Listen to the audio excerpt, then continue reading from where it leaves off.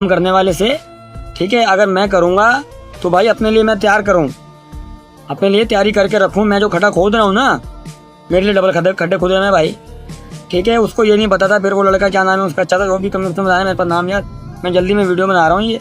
अच्छा उसके बाद क्या नाम है उसको, माशाल्लाह भाई हम अप्रिशिएट करना चाहेंगे, आपका दिल की गहराइयों से शुक्रिया कि आपने जो है ना इतने वक़ार, इतनी बहादुरी के साथ आपने जो है ना उनकी हेल्प की, डॉक्टर माहिरा की।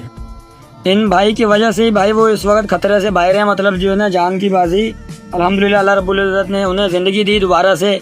और अभी माशाल्लाह इतलात के मुताबिक भाई वो कराची में आगा खान हॉस्पिटल में मुंतकिल गए। उनका बॉडी का 13% हिस्सा जो है ना झुलस चुका है और कुछ ज़ख्म गहरे भी हैं। खैर वो इंशाअल्लाह ताला सही आप हो जाएंगे। सब ने कौम ने दुआएं करनी है भाई उनके लिए, क्योंकि भाई ये वो लोग हैं जो कोरोना में इंसानियत की जिन्होंने खिदमत की, इंसानियत की खिदमत